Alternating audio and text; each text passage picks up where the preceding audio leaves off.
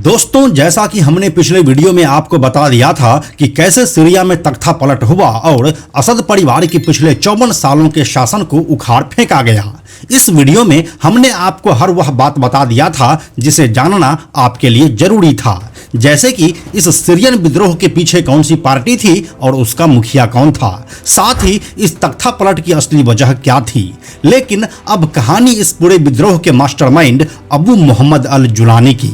अल Jolani हयात तहरीर अल शाम यानी कि HTS के मुखिया बनने से पहले ISIS वाले अबू बकर अल बगदादी का सबसे खास सिपाही रह चुका है और इससे भी पहले की बात करें तो वह अल कायदा से भी जुड़ा रहा है, और अगर इससे भी पहले जाएं तो वह एक मेडिकल स्टूडेंट भी रह चुका है। फिर कैसे उसके जीवन में एक के बाद एक परिवर्तन आता गया और आज के समय में वह सीरिया का सबसे बड़ा नेता बन चुका है। आइए आपको बताते हैं अबू मोहम्मद अल जुलानी की पूरी कहानी आज के इस वीडियो में। तो चलिए अब इस कहानी को बिल्कुल शुरू से शुरू करते हैं। हेलो एंड नमस्कार, मेरा नाम है प्रशांत और आप देख रहे हैं बेजोड़जोड़ा.com का यूट्यूब चैनल। दोस्तों, अबू मोहम्मद अल जुलानी की कहानी को जानने से पहले आपको उसके जन्म की कहानी को भी देखना होगा जो बेहद दिलचस्प है।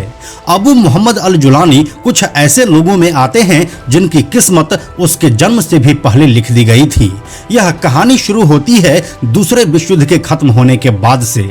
इस दूसरे विश्व युद्ध में ब्रिटिश एम्पायर ने ओटोमन एम्पायर को हरा दिया था, जिसके बाद ब्रिटिश एम्पायर के कब्जे में ओटोमन साम्राज्य की कई जगहें आ गई थी और इसी में से एक था स्वेज नहर। यह नहर यूरोप को एशिया से सीधे जोड़ता है और इसीलिए बिजनेस के पर्सपेक्टिव से इसकी काफी ज्यादा अहमियत है। इसी स्वेज नहर को मिस्र के तत्कालीन राष्ट्रपति जमाल अब्दुल नासिर ने ब्रिटिश कब्जे से हटाकर इसका राष्ट्रीयकरण कर दिया। इस फैसले ने जमाल अब्दुल नासिर को पूरे अरब वर्ल्ड में लोकप्रिय बना दिया। अब मिस्र के अलावा सीरिया, जो हाल ही में ब्रिटिश सरकार के कंट्रोल से आजाद हुआ था, वहां जमाल अब्दुल नासिर को हीरो की तरह देखा जाने लगा। नासिर का सपना एक अरब वर्ल्ड बनाने का था जहां पर सबकी राष्ट्रीयता अरबी हो। इसे पूरा करने के लिए उन्होंने मिस्र और सीरिया को मिलाकर एक अलग देश बनाने की पहल की।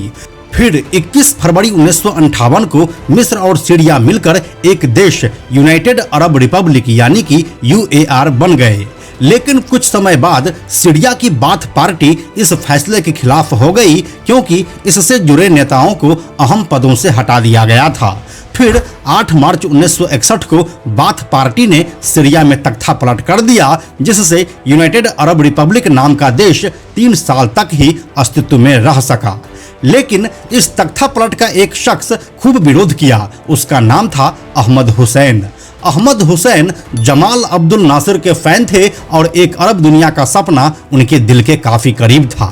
लेकिन तख्ता पलट का विरोध करने की वजह से अहमद हुसैन को गिरफ्तार करके जेल भेज दिया गया।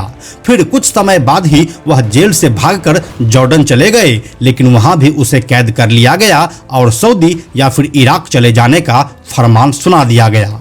जिसके बाद अहमद हुसैन ने इराक जाने का फैसला किया, जहां पर उसने अपनी पढ़ाई पूरी की। इराक में इंजीनियरिंग की पढ़ाई पूरी करने के बाद अहमद हुसैन सीरिया लौट आए। यहां आकर वह चुनाव भी लड़ा, लेकिन जीत नसीब नहीं हुई। जिसके बाद वह रोजी रोटी के लिए सऊदी अरब चले गए। यहां पर वह एक पेट्रोलियम इंजीनियर के तौर पर काम करने लगे और इसी दौरान शादी के बाद साल 1982 में उसके घर में एक बच्चे का जन्म हुआ, जिसका नाम रखा गया अबू मोहम्मद अल जुलानी। इसके बाद जब जुलानी 7 साल के हुए तब उसके पिता अहमद हुसैन अपने पूरे परिवार के साथ साल 1989 में वापस सीरिया लौट आए। अब यहाँ से कहानी शुरू होती है अबू मोहम्मद अल जुलानी की। सीरिया लौटकर जुलानी कैपिटल सिटी दमास्कस यानी कि दमिश्क में अपनी पढ़ाई शुरू कर दी। साल 2000 की शुरुआत में उन्होंने मेडिकल कॉलेज में दाखिला लिया।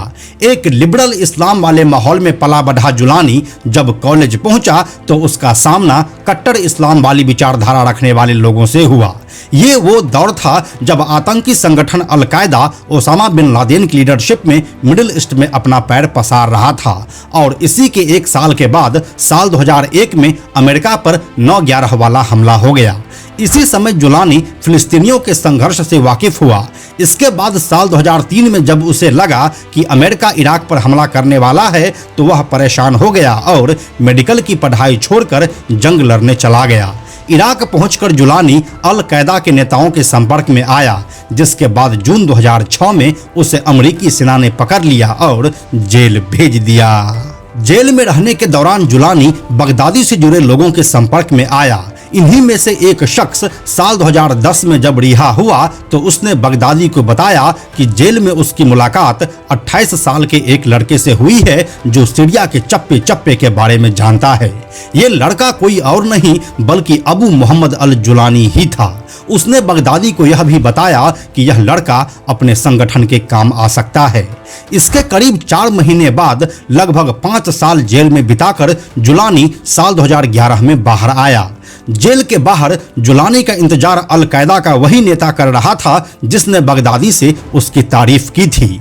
अल-कायदा के उस नेता ने जुलानी से कहा कि वह बगदादी को एक चिट्ठी लिखे।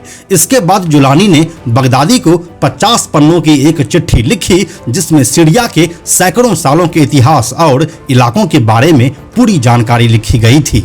इसे पढ़कर बगदादी काफी इम्प्रेस्ड हुआ, जिसके बाद बगदादी ने साल 2011 में जुलानी को 6 लड़ाकों के साथ सीरिया भेज दिया। सीरिया पहुंचते ही जुलानी ने आत्मघाती हमलों की झड़ी लगा दी। कुछ ही महीनों के भीतर जुलानी का खौफ पूरे सीरिया में फैल गया। 6 लोगों के साथ सीरिया में कदम रखने वाले जुलानी ने 1 साल के भीतर करीब 5000 लड़ाके जुटा लिए। इसके बाद उसने साल 2012 में अल-कायदा की सीरिया शाखा जबात अल-नुस्र का गठन किया और इसी जबात ने सीरिया में कई सारी आतंकी घटनाओं को अंजाम दिया।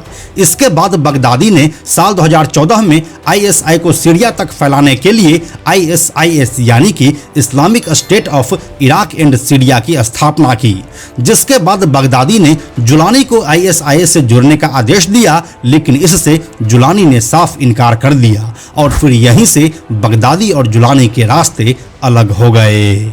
हालांकि इस वक्त तक उसने अल-कायदा और लादेन के बाद अल-कायदा के दूसरे सबसे बड़े नेता अल-जवाहिरी से अपने संबंधों को अच्छा रखा था, क्योंकि उसका मकसद अल-कायदा के रास्ते पर चलकर सीरिया में बशर अल-असद के सरकार को गिराना था और वहां पर शरिया कानून लागू करना था।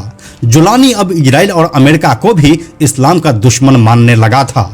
यहाँ से अब जुलानी एक बड़ा कमांडर बन गया और उसके साथ काम करने के लिए इराक और अफगानिस्तान से लोग आने लगे। यहाँ से अब जुलानी और उसके लोग शरिया के नाम पर लोगों के सिर कलम करने लगे। लेकिन फिर साल 2016 में सीरिया में बशर अल असद रूस और ईरान के समर्थन से ज्यादा ताकतवर बन गए। उन्होंने अलेप्पो पर कब्जे के बाद हमा और होम्स भी जीत लिया। यहाँ से असद इदलिब पर भी कब्जा करना चाहते थे, लेकिन रूस ने उन्हें रोक दिया। अब जुलानी खुद को इदलिब शहर का बादशाह घोषित कर देता है। इस शहर की आबादी पहले से ही 40 लाख की थी और अब वह तुर्की समर्थित फ्री सीरियन आर्मी से हाथ मिला लिया, क्योंकि यह फ्री सीरियन आर्मी भी असद को सत्ता से बेदखल करना चाहते थे। जुलानी को अब यह महसूस होने लगा कि अल-कायदा से जुड़े रहना उसके लिए परेशानी बन सकता है, इसलिए उसने अपने संगठन का नाम बदलकर फतह अल शाम कर लिया। साल 2016 में जुलानी ने जबात अल-कायदा से अलग होने का ऐलान करके सबको चौंका दिया। इस समय तक दुनिया जुलानी के सिर्फ नाम से वाकिफ थी, लेकिन किसी ने उसका चेहरा नहीं देखा था। वह टीवी पर कभी इंटरव्यू नहीं देता था और सार्वजनिक जगहों पर जाने के दौरान वह अपना चेहरा ढक कर रखता था। लेकिन कुछ ही महीने बाद साल 2017 में जुलानी ने एक वीडियो जारी किया और दुनिया के सामने आया। इस समय उसने हयात तहरीर अल शाम यानी कि HTS के गठन का ऐलान किया। उसने कहा कि उसके संगठन का किसी बाहरी देश या पार्टी से कोई संबंध नहीं है। जुलानी ने कहा कि उसका एकमात्र मकसद सीरिया को बशर अल असद सरकार से आज़ाद कराना है, क्योंकि उसी की वजह से सीरिया में रूस से लेकर अमेरिका और ईरान तक घुस चुके हैं। वह अपने देश को अमेरिका और रूस जैसे वर्ल्ड पावर्स से बचा कर रखेगा। हालांकि उसने अमेरिका और इजराइल के खिलाफ अब काम करना बंद कर दिया था, जो सीरिया में ईरान के खिलाफ लड़ रहे थे। इसका फायदा जुलानी को हुआ। अमेरिका और इजराइल ने भी उसे टारगेट नहीं बनाया, लेकिन साल 2018 में अमेरिका ने HTS को आतंकी संगठन घोषित कर दिया और अल जुलानी के सर पर $10 मिलियन यानी कि करीब 80 करोड़ रुपए का इनाम भी घोषित कर दिया। लेकिन इसी के बाद जुलानी असद सरकार और ईरान का सबसे बड़ा विरोधी बनकर उभरा। साल 2021 में अबू मोहम्मद अल जुलानी ने एक इंटरव्यू में कहा था कि वह अमेरिका और उसके साथी देशों के खिलाफ जंग नहीं छेड़ना चाहता है।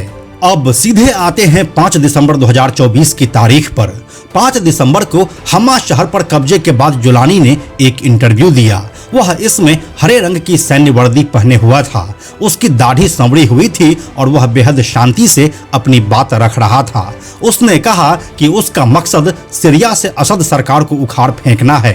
सीरिया में तानाशाही खत्म होगी और जनता की सरकार चुनी जाएगी। और फिर इसी इंटरव्यू के 3 दिनों के बाद जुलानी ने बशर अल असद सरकार को उखाड़ फेंका। एक्चुअली साल 2016 में जब सीरिया का गृह युद्ध थमा, तब से जुलानी अपने लड़ाकों को मजबूत करने में जुट गया। चीन के उइगर मुसलमानों से लेकर अरब और सेंट्रल एशिया से लोगों की मदद से उसने अपनी फौज तैयार की। उसने सही समय का इंतजार किया, जो इजराइल हमास जंग और रूस यूक्रेन जंग की वजह से आया। साल 2022 में यूक्रेन में जंग शुरू हो गई और रूस वहां पर व्यस्त हो गया। इसके चलते रूस ने अपने सैनिकों को सीरिया से बाहर निकाल लिया। फिर साल 2023 में इजराइल और हमास के बीच जंग शुरू हुई। नतीजा ये हुआ कि ईरान और हिजबुल्लाह, जो सीरिया में बशर अल असद की सरकार को मदद कर रहे थे, वे अब उन पर ध्यान नहीं दे पाए। उधर हसन नसरल्लाह की मौत के बाद हिजबुल्लाह भी कमजोर हो गया। इसी का फायदा उठाकर जुलानी ने सीरियाई सेना पर हमला बोल दिया और 11 दिन में राष्ट्रपति का तख्ता पलट कर दिया। सीरिया में तख्ता पलट के बाद जुलानी ने अपने भाषण में कहा कि दमिश्क में विद्रोहियों की जीत से 5 दशकों से कैद लोगों को अब आजादी मिली है। मिडिल ईस्ट में एक नया इतिहास लिखा गया है। अब सीरिया की जनता ही वहां की असली मालिक है।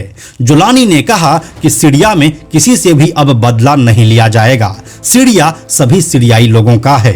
जुलानी ने अपने भाषण में बशर अल असद को अलावी शिया और खुद को सुन्नी मुसलमान भी जताने की कोशिश की और इस तरह से अब अबू मोहम्मद अल जुलानी सीरिया का सबसे बड़ा नेता बन चुका है। अब देखने वाली बात यह है कि वह कैसे अपना शासन चलाता है और कैसे वह सीरियाई लोगों को अपने पक्ष में मजबूत करता है, क्योंकि यहाँ पर जियोपॉलिटिकल इश्यूज अभी सॉल्व नहीं हुए हैं और हर दिन कुछ नया हो रहा है। तो दोस्तों, यही थी सीरियाई विद्रोह के नेता अबू मोहम्मद अल जुलानी की पूरी कहानी। इस कहानी के बारे में अपनी राय आप हमें कमेंट बॉक्स में लिखकर जरूर बताइए। हम जल्दी मिलते हैं आपसे एक नए कहानी के साथ में हम आपको यह भी बताते चलें कि आप में से 97% ऐसे लोग हैं जो हमारे वीडियोस को देखते तो हैं, लेकिन हमारे चैनल को सब्सक्राइब नहीं करते हैं। ऐसे लोगों से हमारी हाथ जोड़कर विनती है कि अगर आपको हमारे वीडियोस पसंद आ रहे हैं तो आप बेजोड़ जोड़ा के इस चैनल को सब्सक्राइब जरूर कर लीजिए। साथ ही बेजोड़ जोड़ा नाम से हमारा एक एक्स अकाउंट है, यानी कि ट्विटर अकाउंट है, आप उसे भी फॉलो जरूर कीजिए। यह वीडियो अगर आपको पसंद आया तो इसे लाइक और शेयर जरूर करें। आने वाले वीडियोस के लिए बेजोड़ जोड़ा को सब्सक्राइब करके बेल आइकन को टच करना ना भूलें। Thank you so much.